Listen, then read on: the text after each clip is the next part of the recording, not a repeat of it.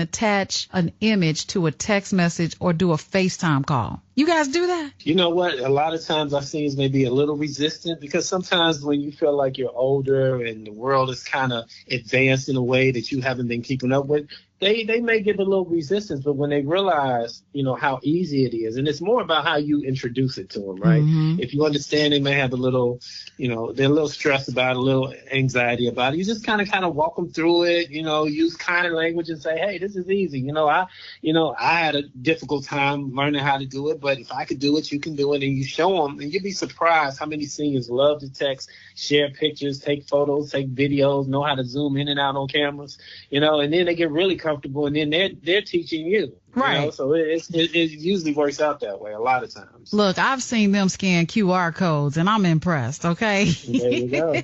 All right, well, That's it. Look, let's be real. A lot of families are carrying guilt because they don't live close to their parents or grandparents. They've moved away, and life pulls people in different directions. But the worry never really leaves.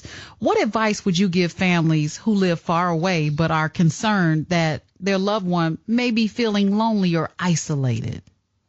Well, families who live far away can still play a huge, significant role in helping the loved one feel connected and supported. Consistent communication matters more than distance. Scheduling regular phone calls or video chats gives loved ones something to look forward to and helps maintain a sense of routine and closeness. It's also important to encourage local connections, helping the loved one get involved in community activities, senior centers, faith groups, church groups, hobby. All right, guys. Listen, let me give you something about this conversation that I had with Terence Terence Santos de la Rosa Sims. I love his name because there's so many names in it. But we have had some quiet conversations about the resources that are available through Chicago Commons. And one of the things that we really focused on this week was about loneliness when it comes to our senior population. It does happen. It happens before you're a senior. So imagine what it can be like when you become one. However, that is not the end all be all, because there are resources available to avoid being lonely, and it's okay to be lonely. It's okay. Doesn't mean something's wrong with you. Nobody likes you. None of that. What it means is you have pretty much been on the, as far as my father, he's been so independent that when it came time to, where he needed some help, nobody really knew that he would be the one that needed some help. So, but there are communities for seniors to visit. I like what Carol Carter put on our Facebook Live. She said, I had my husband in an adult daycare. They had arts and crafts. Those that don't have dementia, they go on day trips. They also have breakfast and lunch, also snacks if they want them. So there's so many things to do. There's a young lady that I'm going to be reaching out to, and I say young lady to everyone, right? She is a fitness guru, and she is killing it. And I believe she's over 70 years old.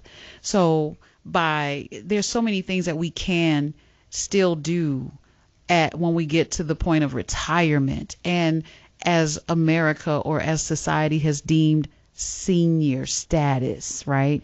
Those discounts at the restaurants are not all you get. There's so much more. And I look forward to talking to each and every one of you every Saturday, because this is so insightful for the seniors that I've talked to. I love seniors. I've always had a soft spot for seniors, and I'm a pre-senior. All right, guys. So loneliness, goodness gracious, loneliness doesn't always look like someone sitting alone in a room. Sometimes it looks like a person who hasn't had a meaningful conversation in days, or someone who smiles every time family visits, but cries when the house gets quiet again or when they leave. I'll never forget seeing the back of my dad's head when he left for good, and I was just 6 years old. Did I feel lonely? Absolutely. I got to see him on the weekends, but it just wasn't the same. Today, we're talking about something that affects millions of older adults, but often stays hidden behind closed doors: loneliness and social isolation among seniors. And honestly, it's one of those conversations we don't have enough until it hits our own family. Joining us again this week is Terence De La Rosa Sims from Chicago Commons. He is absolutely the Vice President of Senior Services to help us unpack why social isolation has become what many call a silent epidemic among older adults and how it impacts physical and emotional health and what families can actually do to help loved ones stay connected and supported. Welcome to the show, Terence. Thank you. It's a pleasure to be here. So, you know what, Terence? People hear the phrase loneliness epidemic, and some may have never heard it before, but they may not realize how serious this really is for seniors. A lot of older adults are quietly dealing with loss, health challenges, major life transitions, so many other things. But how common is social isolation among seniors today? And why do you think it's still so often overlooked or misunderstood? You know, social isolation among older adults is surprisingly common.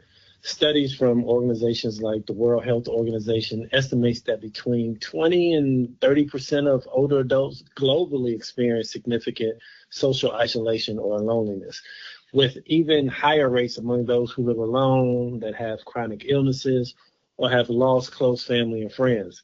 Despite its prevalence, it is often overlooked for a few reasons. First, loneliness is not always visible. Many seniors may appear physically well or even socially functional in brief interactions, masking deeper emotional isolation. Second, it tends to develop gradually, making it harder for families and healthcare systems to detect.